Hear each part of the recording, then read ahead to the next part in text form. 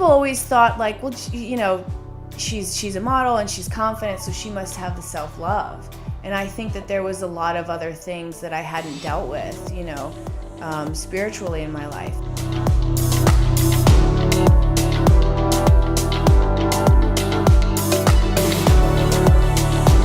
Welcome back to the Cannonball Mindset, and I am in Beverly Hills. So like I feel like a rush of 90210. Like I was running this morning. I was waiting to see Brendan and was it Brandon? Brandon and Dylan, like the whole gang. I didn't see them though. But I'm sitting here with Jessie Golden, author, yoga instructor, wellness expert, single mother, I think, which is the most powerful attribute. I'm saying writing a book is pretty incredible. Being a single mother is even more powerful than that.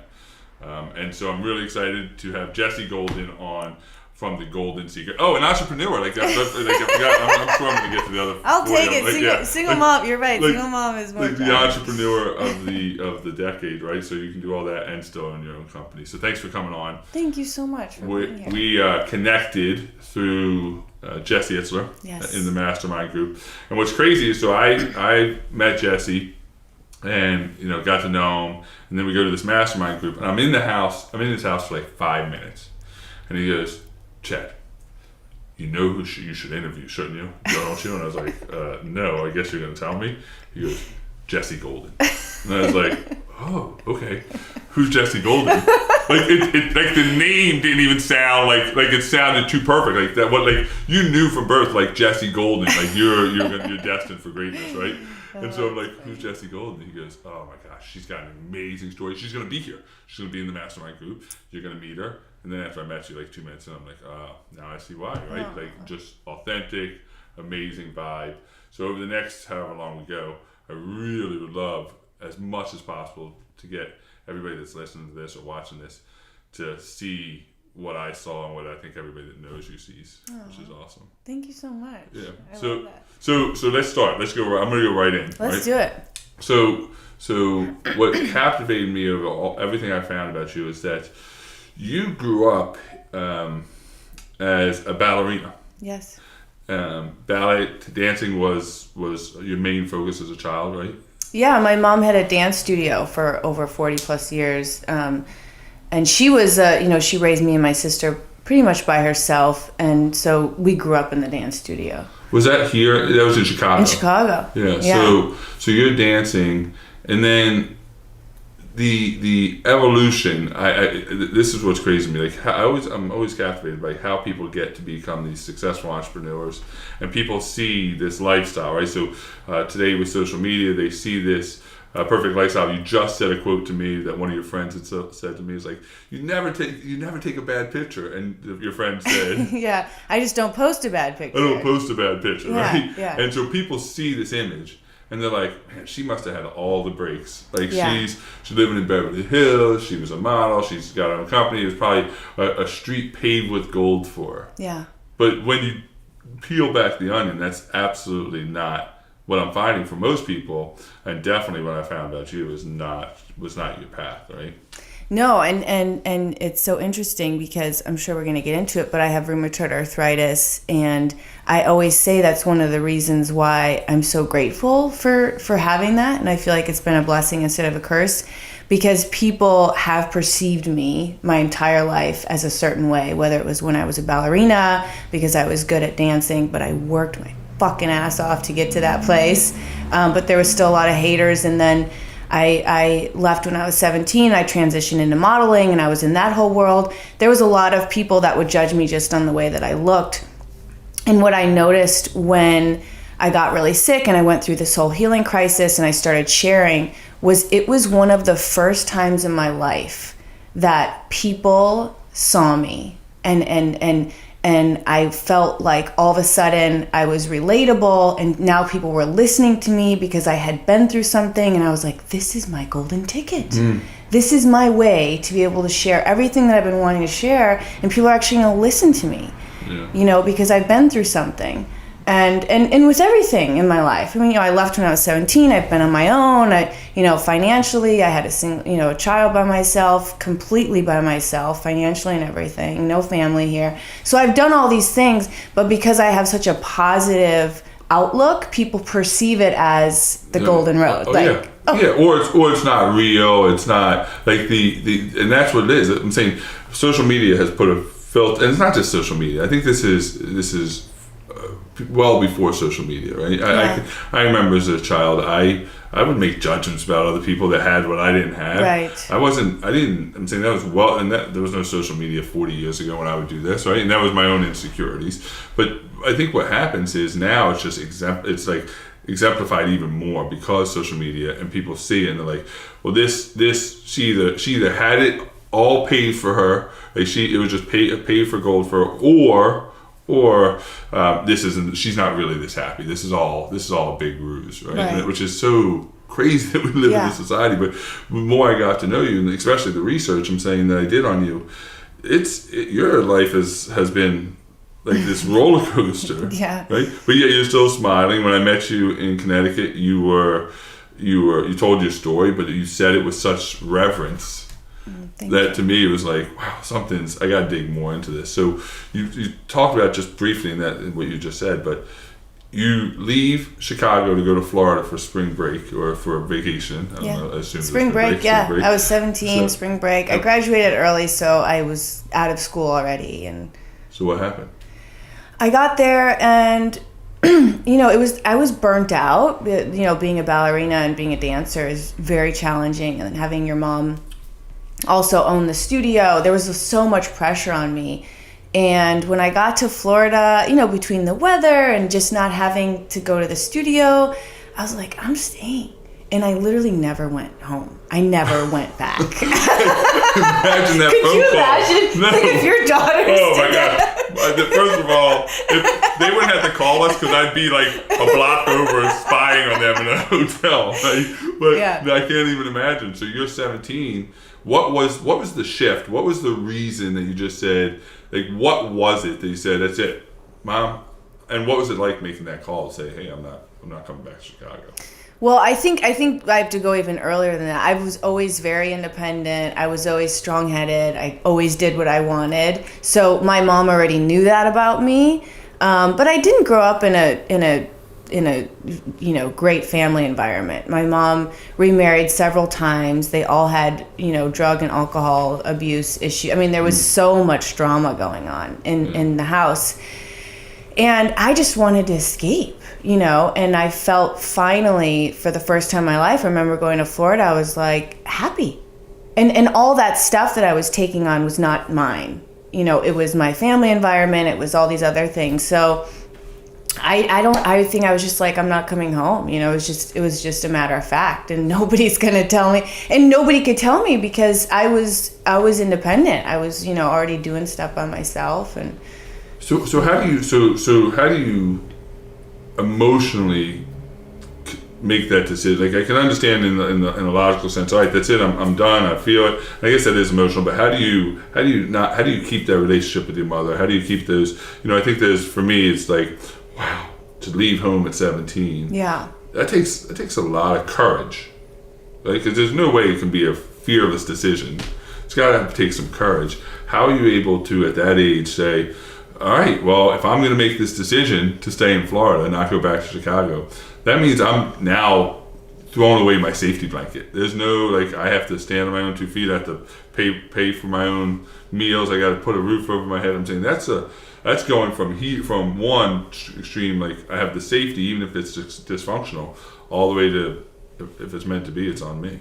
It's interesting because I haven't thought about it in a while, but I'm thinking what's coming to my head is it was so bad that I didn't even have the fear.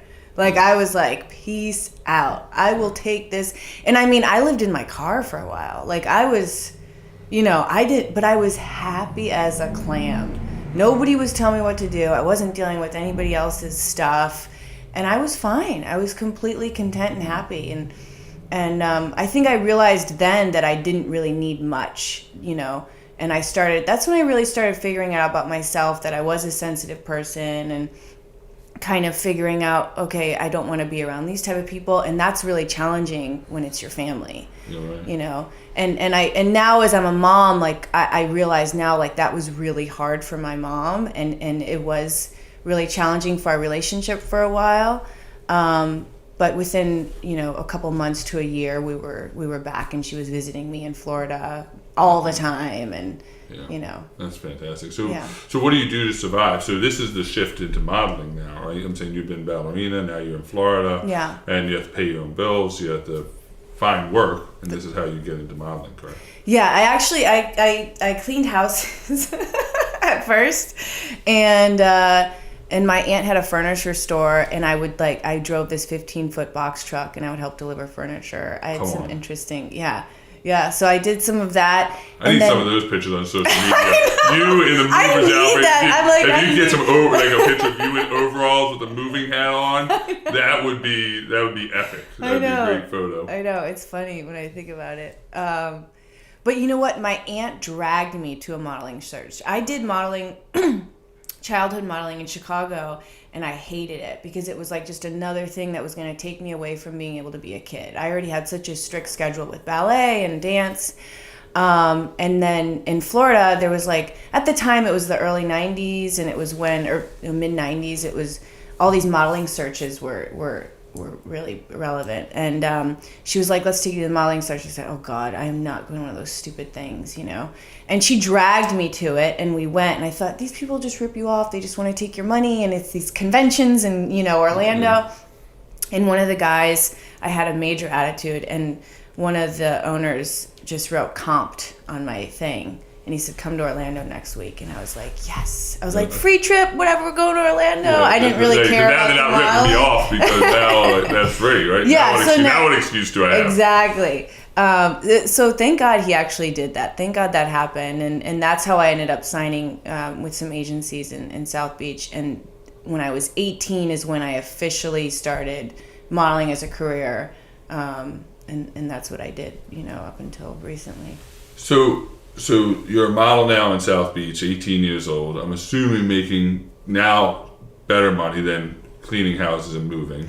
Oh, my first job, I was like, I could pay my entire rent in one day. Like, nobody could tell me nothing. Now I got power. I was like so stoked, you know. I felt so independent, and you know, nobody could tell me nothing. Would you say that's the start? Like that's the if you go back in your past, is that the spark, like that opportunity, that feeling of, like, I guess breaking away was one, but now breaking away and now financially being able to support yourself and feel good about what you're doing. I'm saying, was this a big, like one of the highs? Yeah, and I think like looking back on it, I always tell people this because I think people find this really surprising. Modeling to me equaled freedom. It meant less work and more freedom. Yeah. I hated modeling. I actually hated it. I didn't enjoy it. I hated everything that came around with it. The photographers, the schmoozing, the agents, I didn't like it. And I didn't like having to be judged just by the way I looked. I was judged my entire life on my ability, you know, and I was used to that. But everything else was like, ugh. But I was willing to deal with it because the financial freedom that it allowed me. So how do we sidebar question? So having the father of twin daughters, what I've realized now, which I would have been unconsciously aware of, is the struggle between men and women, the difference between men and women, and how they're viewed. You know, I'm a male, and right. So yes, I've read about it, yes, I hear about it, but it wouldn't have touched home for me because I wouldn't have been so aware of it. Right. But now, being the father of twin daughters that are 14, it is a huge focus of mine. And what I'm realizing is that my daughters will be judged harder on how they look than I ever was. They'll be judged different on their weight than I am. They'll be judged on their intelligence different than I am. Everything is judged completely different. And so how do you deal with that, especially as a model at a young age, as a model, where people are, I'm assuming, judging you solely on how you look and not giving into whatever that perception is that they may have, and still being strong enough to say, hey, there's a lot more than what you're looking at? I mean, I'm so grateful for ballet for so many reasons, but it really made me bulletproof. Like, I was judged, so much on my ability, and criticized. There's a whole nother story there. But by the time I got into modeling, it was almost like a joke. Like, I was like, okay, whatever. I you don't like the way I looked, or I didn't fit the part. I washed it away. It really didn't bother me at all, because I was bulletproof. And I had, my mom was a really good example in that department. She was also a dancer, but I never heard her body shame herself. She always had a great, persona about who she was, and took care of herself. And so I had a really good example. So I'm assuming that there's no 14 to 17-year-old girls listening to this podcast. Maybe I'm wrong. Maybe my daughters will listen to it. But if you were to give the golden secrets of a 14 or 17-year-old girl who's struggling with their self-image and how they're being perceived, what would those golden secrets be? Now looking back on it, what would be the advice to become bulletproof? Yeah. I mean, what I try and teach my son is I tell him to find that love with yourself that is unwavering with, so no outside influence can change that, because everybody's going to have an opinion. And when you put yourself, especially the generation now, you're putting yourself up, in social media, you're getting people, opportunity to judge you. And that has to be unwavering. You have to be so solid in your own feet, in your own self-worth, in your own love, that no matter what people are saying outside of you, it doesn't matter. Most of the time it's coming from their own issues. But also, I just read this quote recently, and this is how I feel with like rheumatoid arthritis. And I just interviewed this girlfriend of mine who, she's a burn survivor. And I think when you find that unique thing about yourself that makes you different and you embrace it, that is actually what makes you the most beautiful.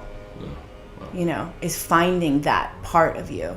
Yeah, I love that. I've said that, and most people that have heard me speak or that know me know that one of the staple questions I ask my daughters pretty regularly is, I say, I love you, tell me why. And at first people would look at me like I was crazy, like, why are you asking them to tell you why you love them? And because forever they have to say, because I'm smart, because I'm beautiful, because I'm a great sister, because I'm a great friend, because I'm, and they're hearing themselves say these amazing things about themselves all day long. So that way when the world goes to beat the shit out of them, and I see it happening now more than ever, they have this Wonder Woman cape that says, I'm not this. I've been telling myself I'm beautiful, that I'm smart, that I'm amazing. And what most parents find is they go home, they say, I love you, tell me why, and their kids, their first response is, well, you're my parent, you have to. Yeah. No, I love you because you're an amazing human being, and let me tell you that instead of me telling you, although I will tell you over and over and you'll know it, it's more important that you know it, that you list yourself first. Yeah. I love that. Yeah, it's amazing that kind of. I'm so cognizant of it now more than anything in my life of how my daughters are judged, and they're raised. My wife is one of the most amazing individuals to ever walk this planet, and they're raised by a woman who's a lawyer and a doctor and a mother and an entrepreneur, but it's still they have to see they're on their own warrior march. Yeah, they have to figure out at an early age, right? Yeah. So all right, so now you're in Miami and you're modeling it up and you're making money and you got your own place and you're bulletproof now. How do you get to the West Coast? Because we're in Beverly Hills now. You're no longer in Miami, and how do you make the transition to say, all right, now the next journey is I got to get to the West Coast? Yeah, I mean, I could have stayed in Miami forever. It's such a great place to live. But with modeling, there's a season, and it's usually the winter months and everywhere else. So the rest of the time was kind of dead. So I was like, well, I need to get a little bit more work. And there's actually a little side story here. I actually ended up moving to Vegas before I moved here. And I lived in pit stop. Yeah, there's a pit stop in Vegas. Which seems to be the natural trend. Like if you're going all the way to California, you might as well stop in Vegas, right? No, but Miami to Vegas to LA. This is a great story. I have a little bit of a theme here. My sister was getting married in Vegas, and so I went to my sister's wedding, and I never left Vegas. I know. I hope you don't go to North Dakota anytime soon. Right? No, there was like a window where I was like, oh, I better not travel anywhere. I might not come home. So, had you been to Vegas before? I had been to Vegas. It was for a guy. There was a guy. But true story. I mean, now when I think about it, I'm like, my gosh, that's hilarious. But I definitely was living in the present moment. I wasn't really thinking about the future or the past, or I was at that age. I was just kind of, wandering around. So I went to Vegas for my sister's wedding. I never went back. I found this model that literally ended up buying my almost everything in my studio. I just handed her the keys and she took everything over. I never went back. Wow. Yeah. It's crazy. I'm having heart palpitations right now. Like I'm having a little anxiety attack. I can't even tell.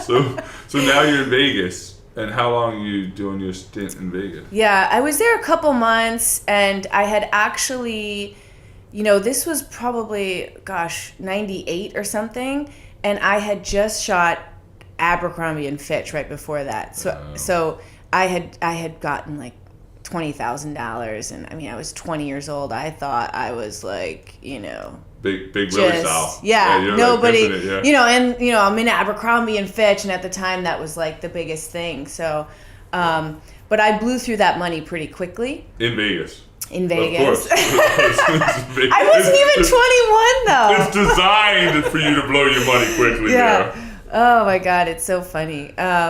So I was like, well, I need to start working, and I flew here, and I signed with LA Models.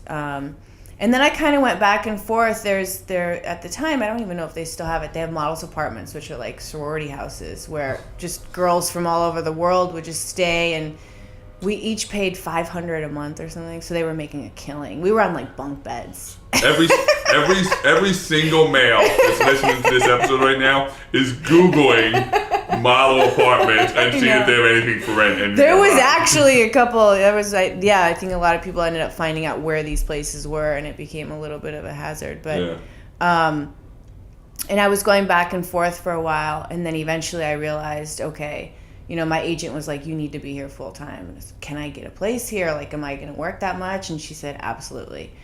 So I finally got a place here, and I continued to work, and it was always still that push-pull, like I wasn't really in it 100%. I always kind of had one leg out. I was almost very judgmental of the whole industry. Mm-hmm. I would get embarrassed when people would say, what do you do? I started making shit up because I hated saying I was a model. Like What was the reason for that? I'm interested because we talk a lot about that, but what was the reason why you felt like you call it something different, or you make up a different name for what you did? What was it? What was the reason? I just feel like the whole stereotype behind being a model, and I didn't want to be. Yeah. People would be like, "Oh, are you a model? Or you should be a model," and I would just be like, roll my eyes. I mean, I hated the whole thing, and this was before social media and before all that, so I didn't really share any of my work. Like, it was a job. It was just a job. And I did my job, and I was able to do the things that I loved, and at that time I had just started really dabbling into yoga, and I was kind of an old soul. You would think that I would be like really partying and living it up, but I wasn't. I was working, and I was hiking, and I was going to yoga, and I was doing dinners, but I was never like a crazy. I was really an old soul, Yeah. And so in that sense, it was So again, this journey, and I know the journey because I know you. But for those that are listening, your journey so far, rough childhood, maybe not rough in the sense of others, but rough in very regimented ballet, and then you leave, you go to Florida, you make a pit stop in Vegas, then you finally find a home here in LA. Seems like things are on the rise for you. Yeah. And then you get say? Yeah. Actually, I had my son first. At 25, I found out I was pregnant, and that was a whole interesting thing. I just started sharing this the other day. I realized I had totally forgotten. So, I was on the model diet when I was modeling. I was smoking a pack a day. Oh, nice. Yeah. Not eating and smoking. Yeah. I mean, I was eating, but I mean, I was smoking and drinking coffee and, you know, and you know, I don't know, whatever, doing goofy stuff. And I went to the doctor just for a regular checkup, and he was like, "Congratulations, you're having yourself a baby." And I was like, "Huh?" I was 25. It was not planned. And I went out to my car. At the time, I was driving a 53 Chevy Bel Air, which I bought when I was 16. I still had. And I lit up a cigarette because that's what you do when you're stressed out and you don't know what to do. And I, you know, took one puff and then I put it out. That was the last time I ever touched a cigarette. And I was 25. I was obviously not married to this man. This was totally unexpected. And I had to do some soul searching and figure out, you know, what I was like, well, I'm 25. There's no excuse, you know. This is I guess the path I'm supposed to go towards. And Kaleo's dad was super supportive, almost to the point now where I look back, I'm like, I don't think he had any idea what he was in for, because he was automatically like, this is the best thing ever. And I was like, okay, I guess we're doing this. And I dove deep into Kundalini yoga when I was pregnant, which is really great. My teacher at the time, her name is Gurmukh. She's like the guru for pregnant women.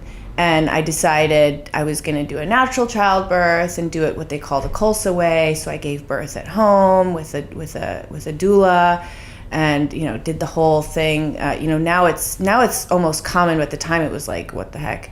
Ate the placenta, breastfed. I was going to ask the question, but I didn't know if I really wanted to hear the answer. I know. Now you solved it for me. Yeah. A lot of people don't realize this though. Like, you know, in nature, mammals eat the placenta. It encourages motherly instinct, but it also replenishes you of everything you lose during labor. So in like Asian cultures, they believe that you could never tell you had a baby if you eat the placenta. So it just, for me, I was like, it's like if somebody hands me a protein shake and they're like, you need this, it's going to make you feel better. That's the way I was perceiving it. It was like, this is going to give me superpowers. I'm in.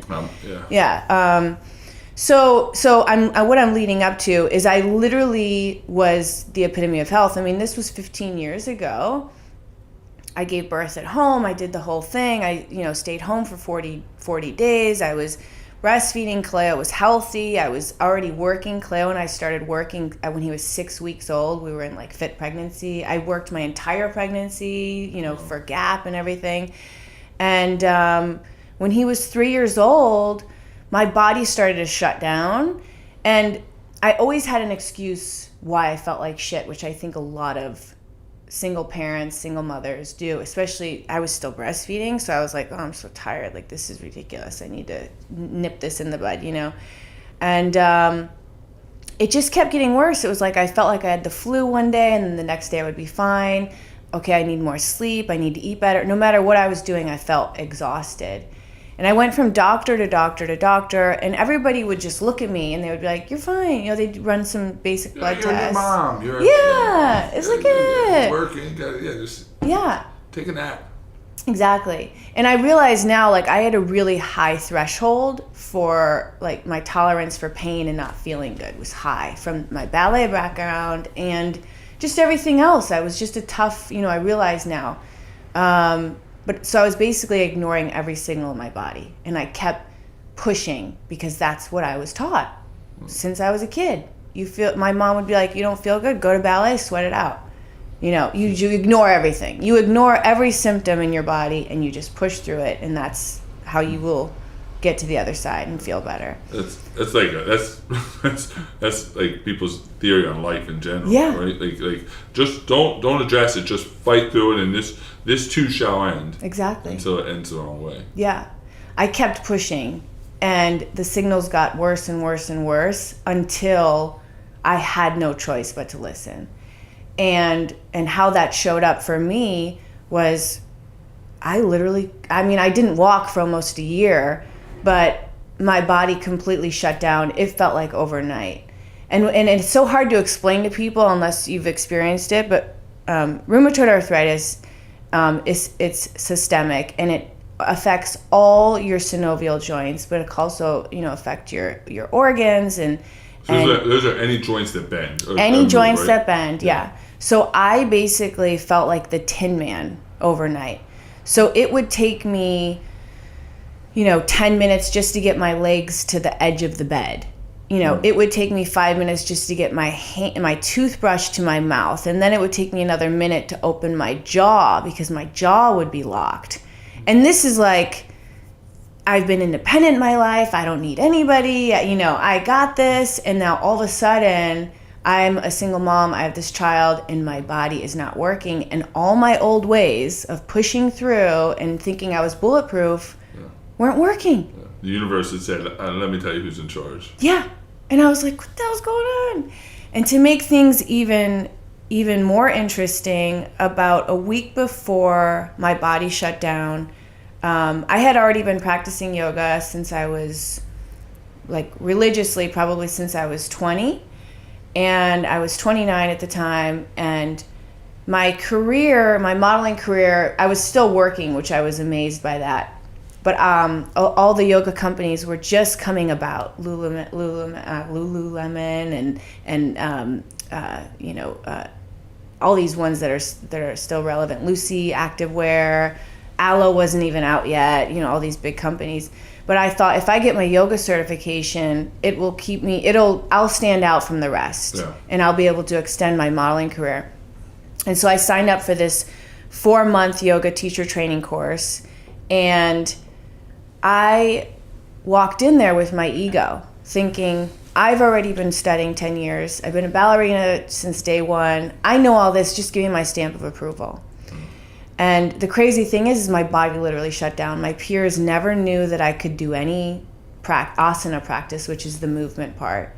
And I had to sit on the sidelines for most of the 4 months, which was the most uncomfortable place for me to be in. But it was the place that I needed to be in to do the work that I needed to do that ended up helping me, to be able to be in the place that I am now. Had I been able to rely on my body like I always had, I don't think I would have learned the other lessons. Yeah, so this is crazy. So you're not, you still have a child. Yeah. You still have a 3-year-old, 4-year-old son at that point. You are sick. Mm-hmm. And again, I think when people, if you don't know, and I didn't know, when you hear arthritis, you think, oh, well, they're stiff in the morning. Their knuckles, they crack their knuckles too much. So they make some judgment on so you can't play golf or whatever. Yeah. But that's not this. This is affecting all organs, affecting everything. You can't walk for a year. What do you find out about yourself in that year? What besides I'm sick, you have a choice. You're either going to be this victim of your disease, right, or the victor of the disease. And at what point did you feel which way did you feel? At any point did you feel both? How does that struggle go? I think it's totally normal when anybody gets diagnosed or gets disheartening disease, news, to feel like the victim. Yeah. And that's okay. What's not okay is to live in that space. It's okay to I remember crying and why is this happening to me, and having a meltdown. That lasted about a day because I have a child. I don't have time to be sitting and crying by myself. I need to empower myself and figure out how am I, and that's the greatest thing I think about being a parent is it really gets you outside of yourself, which I suggest everybody does. And if you're a parent, you live in that space, but if you're not a parent, you could do it anyways and help somebody else in need. Get out of your own way. And I didn't have an opportunity to live in that space. I had to still work, and I still had to, get things taken care of and take care of him. So I cried for about a day, and then I was like, okay, what are we going to do? And the first thing I did to empower myself was change my diet.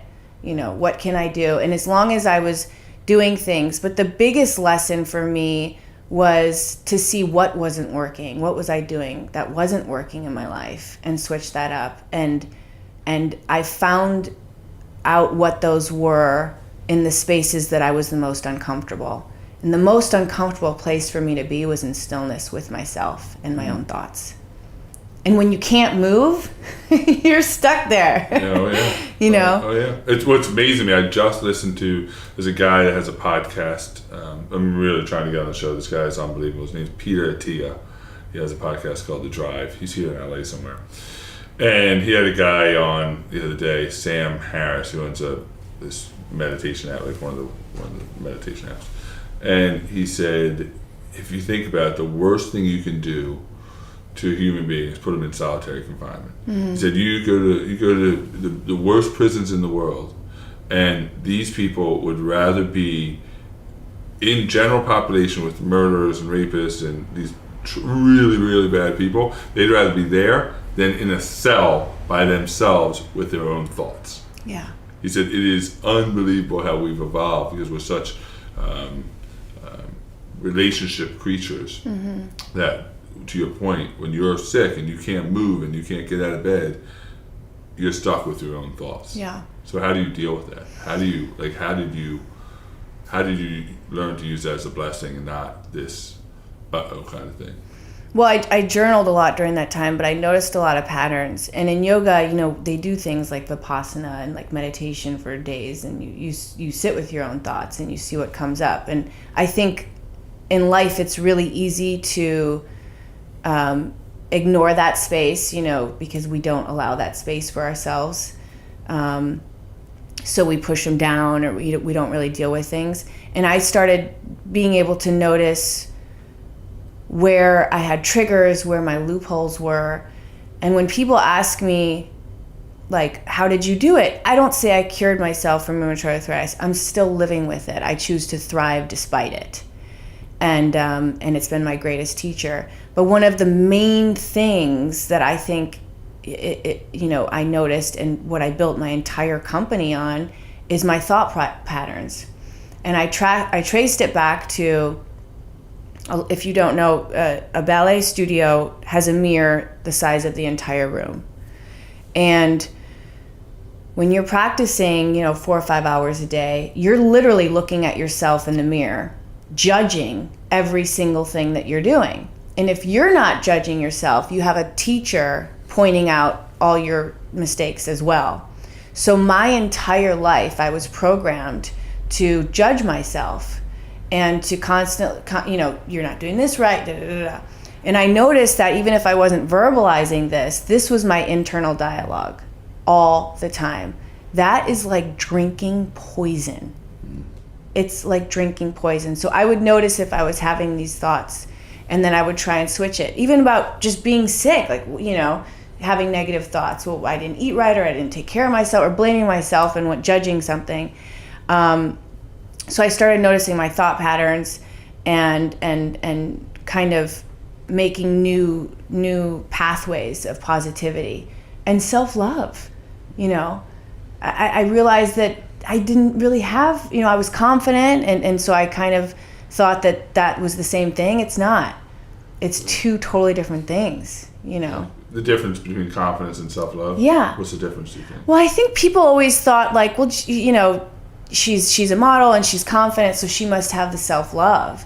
And I think that there was a lot of other things that I hadn't dealt with, spiritually in my life. Abandonment issues with my dad or my stepdad, or, whatever it was. And really just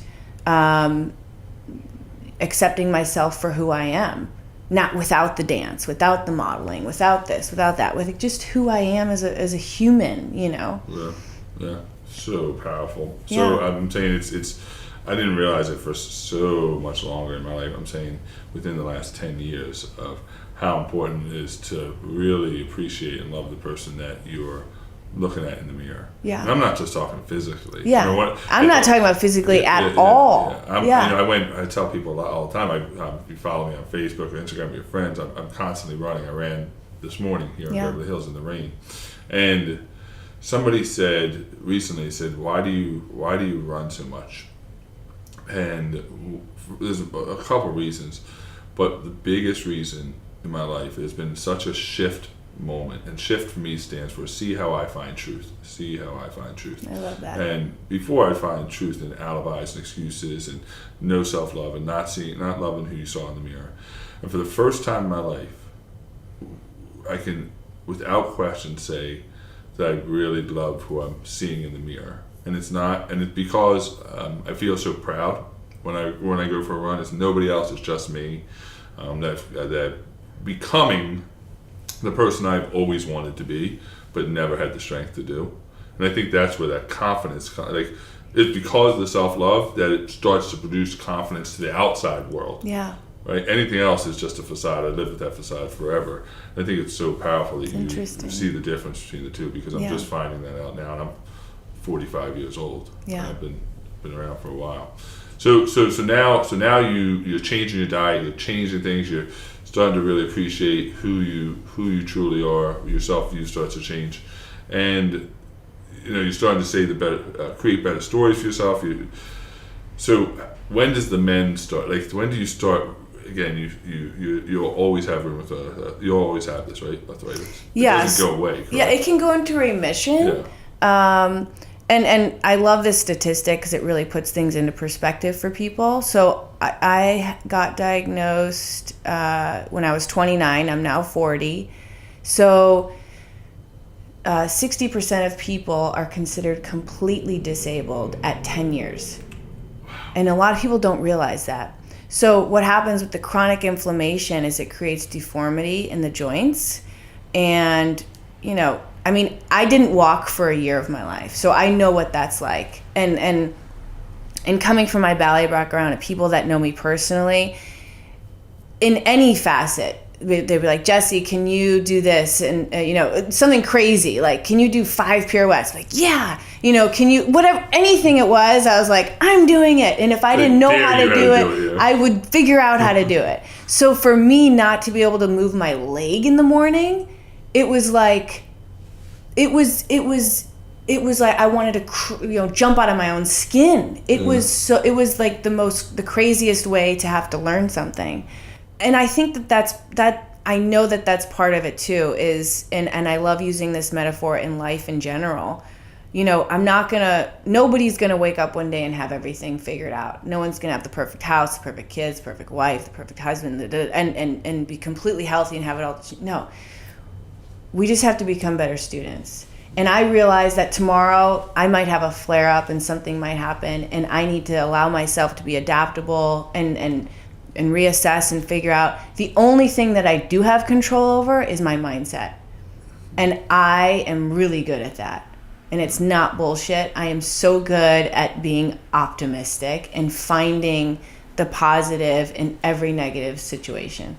But is that, so I love that, and knowing you now, like, I know that that's real. Like, I know this, it's not I'll just put on this happy face, but I'm really this miserable person underneath. Yeah. Like, this is real. What you see is what you get. And so, but is that a muscle that you have to continue to train? Like, yes. I'm telling you, I wear a bracelet that says I am enough because I struggle with that every day. And so it's a muscle, right? And whatever you feed it is what's gonna. I'm saying, right? How do you? 1,000%. I think that's like saying. I was talking to my friend yesterday. Like, I think people think it's like, they read one self-help book and they're good, and it's like, okay, now it is a muscle. That's like saying you work out one day a year. Like, you have to work out every day. And then when these challenges come up in your life, that is an opportunity for you to utilize those lessons that you just learned. That's why I find it so amazing. Like, every time that there's, something crazy in my life, I'm like, here's my opportunity. Let me see if I can actually do what I preach and what I love sharing with people, instead of going, why is this happening to me? What can I learn from this? How can I be the bigger person and actually, do what I say? So do you think that your sickness, do you think it happened to you, or do you think it happened for you? Now looking back. Oh, I've always thought it happened for me. And what was the reason? What was the looking back now and seeing the whole journey in the rearview mirror? Yeah. Looking back, what what was the lesson? What was the ultimate lesson that you say, you know what? I get it. I understand now. Oh, there's so many. But I feel like disease is given to us for us to learn these lessons in life. And until we learn them, I think that they remain. But once we figure it out, and for me, it was that it's okay that I don't have to be Superwoman. I don't have to do everything at 100 miles an hour. It's, being kinder to myself. Everything goes back to the self-love for me, and having positive thoughts about myself. And, in other ways too, I became a holistic health practitioner because I had rheumatoid arthritis. I wrote a book because I have rheumatoid arthritis. I feel like it made me relatable. It made me human. It gave me a platform to share my story other than, hey, I'm a model. Listen to me. I have some, good shit I want to say, So the book doesn't happen. The path you're on, certainly where you are now, is completely different. Yeah. Not better or worse, just different. Mm-hmm. There are people who don't get to learn by your example of how to deal with it. Mm-hmm. What do you think the lesson that taught your son is? This is interesting because for he was 3.5 when I got diagnosed, and I tried to keep it from him for as long as I could. So he never saw me cry. I would kind of fake things. There was one time where I couldn't open up like an apple juice, and he was like, "What's wrong, Mom? You're not strong anymore?" And I was like, "Oh!" Like I wanted to just start crying. But I tried to like keep it from him as much as I could. And probably when he was like 11 or 12, I finally sat him down and told him like, what it was that I had or something like that.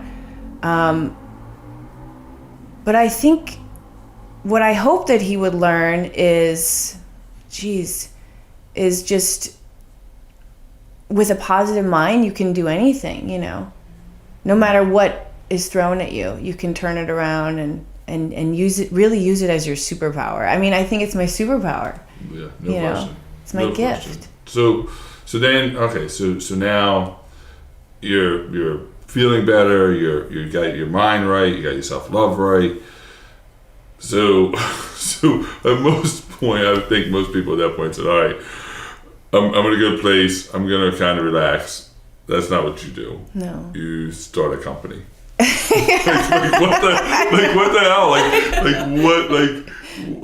know. You don't understand the stress of an entrepreneur and owning your own business, and no, I had no idea, to be honest with you. But again, the company happened really organically though. Like when I had rheumatoid arthritis, and then I kind of went through this whole process of healing myself. I'm saying in quotations because that's not what I did. I just choose to thrive despite it, because I still have issues. I still feel like shit some mornings, and I work through it, and I have my little golden toolbox of remedies that I do. But I keep losing my train of thought. I don't know if that's a sign of a good interview or a bad interview. A bad interview. No, it's a good interview. So it happens organically. You're gonna start. Yeah. So I started at the time. I was saying this earlier. A lot of the yoga companies were just coming to birth, and I was so lucky to get on that bandwagon. And I helped a lot of these yoga companies launch. I got to be the model, and a couple of them started giving me a platform to be able to share my story. Because I was a big advocate of making yoga accessible to everybody, and we were talking about this before the podcast happened. But I love getting people like you that don't like stretching and don't like, Yeah. Let me just for those, just so I make this clear. So we're at our mastermind retreat, and there's 20 or 30 people there, and in the morning they say, Jesse is going to lead a class of yoga. And they say it with such reverence, right? Downstairs, if you want to join downstairs. And so everybody's like all excited, like, there's yoga, and we're gonna do, I don't know what they were calling different positions, and I'm like, I don't know, and I almost feel like shame because I'm not like, no, I'm just gonna go for a run, and so I'm like, all right, you know what, I'm gonna eat my own dog food here. I'm gonna step outside. I'm gonna try this, right? So I go downstairs and I pick a mat, and I'm like, I'm going all in. That shit lasted for like 3 minutes. Like, I got past the first, all right, just sit up real quick. And I was like, all right, I'm out. I'm done. I'm not doing this anymore. And then the problem is, I wasn't smart enough to pick a mat, like, in the back, like, corner that I could sneak out the door. Like, I had to stand up like a tree standing up in the middle of an open field because everybody's laying down. And I'm like, oh, well, I just sneak out. And I never came back. I was like, no, that shit's not happening. Yeah, so you're able to get You're the people I like getting a hold of, though. It's hard when I was teaching a large class because I have to kind of modify for everybody and make it nice for everybody. But I always say to people, saying you're not like I can't go to yoga because I can't touch my toes. It's like saying I'm too dirty to shower. Like, you have to start somewhere. Yeah, right. And that's why I love, being able to share my story. Yeah, I was flexible from ballet and everything, but after I was sick, I mean, I'm like 130 pounds now. I was 90 pounds when I was at my worst, and I couldn't walk.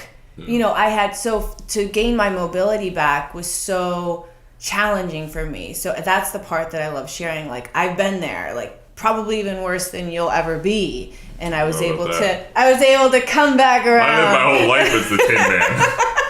What's crazy, and I've never shared this, and I can't believe we might edit this part out after here, but what's crazy is when I was a child, when I was 5, my mother put me in tap dance and ballet for years. Oh, I love that. For years, so probably, I don't know, it seemed like 40 years, but it was probably like 3 or 4 years. I was the only guy in the studio. Yeah.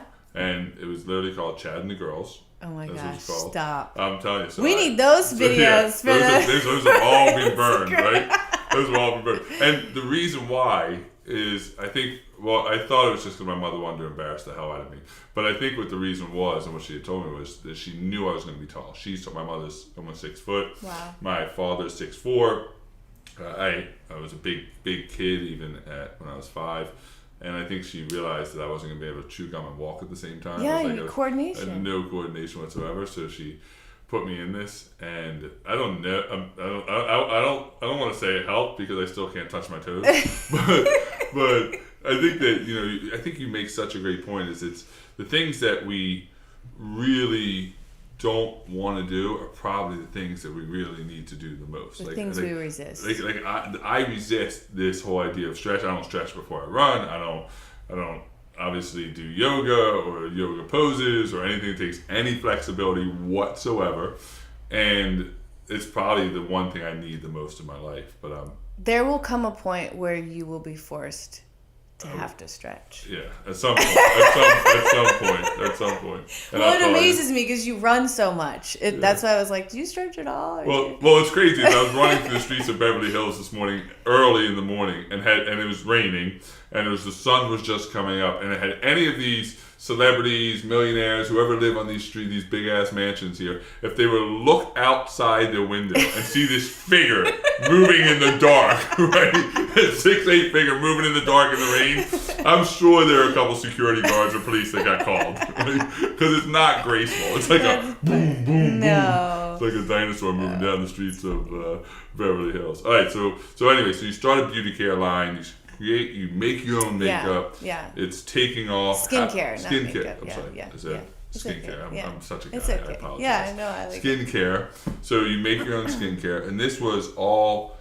When you say it happened organically, I'm assuming it's all organic. But how did it happen organically? Yeah, in both ways. So what I was saying was when I started modeling for all these yoga companies, a couple of them gave me platforms to start sharing my story. And at the time, I think there was MySpace. I don't think Facebook was even available yet. Are you not still on MySpace? You know what? I should check that profile. I think I am on. I think I'm still friends with Tom. Oh, remember really? Tom? Yeah. I think I'm still on. I forgot about it. But I started sharing. I started getting messages and of all these people that either had rheumatoid arthritis or had somebody that had rheumatoid arthritis or had an autoimmune disease, and they wanted to know my secrets. And it would literally keep me up at night because I couldn't possibly respond to all these emails that I was getting or messages and stuff. So I started a blog called The Golden Secrets. And originally I was just sharing how I was able to, get to the point where I was, I didn't talk about this, but I had never run, Chad. Like, dancers don't run. It's like it doesn't happen. Yeah. And when I originally was able to walk, it was only because my doctor hooked me up to an IV of steroids for an hour because I had so much inflammation in my heart and lungs and everything. The next day I ran 5 miles. First time in my life. Wow. And then I ran 5 miles like that whole year. I was like, I'm running, because I was so excited that my body was working. But I started sharing everything. And then I did that for a couple of years. And then I started sharing my story with other magazines and stuff. And at the same time, I had always made my own skincare. And this one signature blend perfume I started making when I was 15. And everybody would always compliment me on it, say, what are you wearing? And this was before the essential oil craze. And so it was just the essential oils that I mixed together that I've worn since high school. And a friend of mine who I really admire, super successful, he said, honey, why don't you put that on your website? And I was like, that's the stupidest. I literally thought that was the dumbest idea I've ever heard. I was like, A, no one's going to want it. And B, I don't want everyone smelling like me. This is my golden secret. This is my smell. This is my scent. I was like, what the heck? But I took his advice because, I had just started kind of slowing down with modeling. I was 30-something years old. I'm like, I'm not going to be doing this much longer. Yeah, so old. Yeah. So old for modeling. Like, it is old. That 30, is old for modeling. Yeah. And then when I really started to think about it, I was like, what is this essential oil for me? And it became so much more than the essential oil. And the story behind it was every day, several times a day, I pull out this little roller bottle and I put this on, and it's a time for me to check in with myself. And this little roller became the tool for me to do that, for me to check in. Where are my thoughts? Where am I at with myself? What are my intentions? What are my intentions? What's happening? And then also the effects of the oil. The oil was, uplift my mood. It would help me with clarity. It was doing all these things. And I thought, I've been giving away all this free information for years, spending time writing and sharing and just wanting to help people. This little bottle of oil has helped me so much in my life. I need to share it with everybody. So I just put it on my website. On my birthday, I launched it. And I was just like, you guys, I've been wearing this since I was 15. It's one of my golden secrets. And I sold like 100 bottles in a day. And I was like, wow. Oh, shit. Okay. Now I got to make this. Yeah, I was like, what am I doing? And that's been the journey. It's really interesting. Like, I tell people this. I don't know what the fuck I'm doing. Business is all new to me. I never did any of this. I figure it out, along the way. Every single day I'm uncomfortable. I'm doing things out of my comfort zone. But the basis of my company is these are products that I still hand make, that I love and I believe in. And I'm so honored that I get to share it with people, and that there are platforms like Instagram and Facebook that I get to, share it with. One of the best things I heard you say, I don't know where I heard it. Maybe you said it to me when we were in Connecticut. Maybe I heard it on one of your podcasts. But you still make these products, and every product you still pray over or say, like, you still, like, this isn't just a product for you. Mm-hmm. This is a vehicle to have an impact on somebody's life, and you don't take that for granted, which I just think that's, in this day and age of just mass production and mass marketing, you've said, this is important to me. The energy of I was in when Kabbalah was I was just telling Devin, my boyfriend, about this. When Kabbalah was like all the craze, I was studying Kabbalah. I gave birth in Kabbalah water. Like, I was like, get the Kabbalah water, fill up the pool, we're doing this. But the whole basis of it is it was prayed water. It was water that was prayed on. And then there was that amazing documentary with that doctor, I think he just passed away actually, who, when they studied the water molecules after it had been prayed on, it actually shifted. Changed, yeah.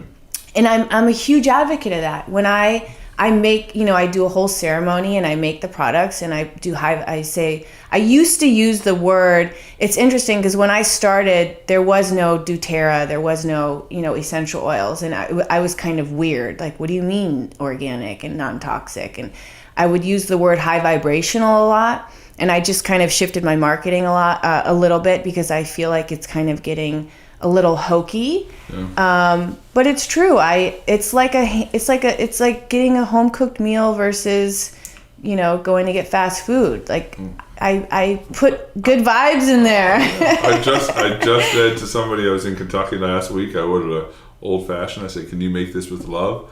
And he said, I'm going to make this drink with a lot of love. And I'm telling you, it's the best old fashioned I've ever had. It's so true. Maybe it's the same exact old fashioned, but the fact that he said, I'm going to make this with love, made his intentions so pure when he made it. And I think that's what we need more. My word of the year is intentions, right? I love that. It's my intent.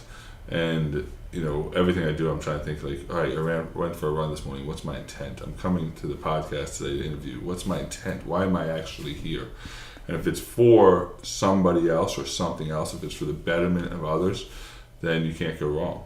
It's only when your intent is self-serving that it's to me is wrong. I try and live by two things. Is it for the highest purpose of my life, like utilizing my life for the best, and is it the highest purpose for everybody, for the whole?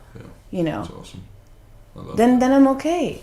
I love that. All right, so a couple more questions, and I'll let you get back to work and life here in Beverly Hills. And we're sitting, by the way, on a Love Sack couch with Sean Nelson's mutual friend. You gotta watch the video of Kaleo, my son, who's 14. He gave me so much shit, but he's like, I did everything. We watched the video. He literally built this couch. Like, it's so cool because it's like Legos. Oh yeah, it's unbelievable. Yeah. And then you got your love sack over there. Of course. So a couple more questions. I'll let you get back to your life. But first question: what's next? So it doesn't seem. It seems like you are always where your feet are, which is like Thank you're you. just so present. But what's next? You got a book, you got a great company, you got 497 million Instagram followers and Facebook followers, and everybody. I'm leaving here and going to interview a friend of yours that you connected me with, who heavyweight champion of the world, middleweight champion of the world, Frank Shamrock. So you're well connected. Like, what is Act 2? You just turned 40. Yeah. What's Act 2? Well, you know what's funny is I want to have more kids. What? No, you know what's crazy is so this is gonna sound crazy, but I went to this psychic a week ago. He's from Turkey and he's a Turkish coffee reader. So have you ever heard of this? No. So you drink the coffee. It's like an espresso, Turkish coffee, and then reads the grains of the coffee. This guy was so dead on with names, everything, just like everything. My mom, Kaleo, just nailed it. And he goes, do you have twins in your family? And I'm like, yeah. My grandmother had twins. My uncles are twins. And he's like, I think you're going to have twins. I'm like, what? I'm not pregnant. I'm not trying. What? But within the next... I'm 40, so we'll see if it's even possible. But I would like to have more children. Wow. Yeah. You might want to tell your significant other that story, right? He knows. Guy, if you want to see a big dude, his name Devin? Actually, he needs to talk. You need to talk to him because the guy said twin girls. Twin girls. Yeah, and he was like, "Oh God." He talks to me, twin girls. He's going to get permanently planted in South Dakota. He's like, where'd he go? He just went out for coffee. I don't know why he's. Well, I just took her advice. I just stayed. I'm now in South Dakota. That's funny. So all right. So the future may hold more kids. So. Again, I'm sure people that are listening to this, the minute they start listening, they Googled your name and you're everywhere. But where do people find you? So they can buy your book. They go, are you going to write another book? So this book, again, I have not read this book. I have seen the poses and the pictures, and I know that I will not be doing it. I don't want to mislead you that I'm going to go home and try this stuff. But will there be this is a health book. This is Optimal Health and Wellness. Is there a Golden Secrets book, like the story that you just told? Yeah, I started writing it first, that book first. And then this one kind of just like took over. But I don't think I will ever write a book by myself again. I think I would get somebody to help me. Because I actually wrote this book by myself, and it was more challenging than giving birth. Like, for me. This is totally out of my comfort zone. I just had all this information that I felt like I needed to get out because it was driving me crazy. But I would love to write more books. I'm working on this other project right now that I'm super excited about, and they're called guidance cards, and it's just another tool for you to tune in throughout your day if you're having a challenge or you just want some clarity. And really, all it is you're tuning into your own subconscious. So it's not me, giving wisdom. It's all these amazing cards with different things like intention or affirmation or whatever it is, and it just makes you rethink. Yeah, get your mind straight. Yeah, get your mind going. Yeah. That. All right, so where on the 47 million platforms do people find you? Like, where's the best place to connect with Jessie Golden? Instagram. I'm Jessie Golden on Instagram is where I'm the most active, and I feel like I can connect with people. thegoldensecrets.com. You can find all my products, and of course my books on Amazon and all that good stuff. All right. So first of all, thanks for allowing me into your home. Right? Of course. So, when I'm like, all right, I'm coming out. Where are we gonna do the podcast? You're like, oh, we're gonna do it at my house. I'm like, really? All right. In Beverly Hills. So thanks for that. Of a lot of gratitude for you and for that. Thank you. All right, last question, and that is, when you leave this earth 60, 70 years from now, what is the contribution you want to have made? We talked about this when we were in Connecticut, and I just have this, I want to leave people with a sense of light. Every room that I walk into, I try and make it brighter.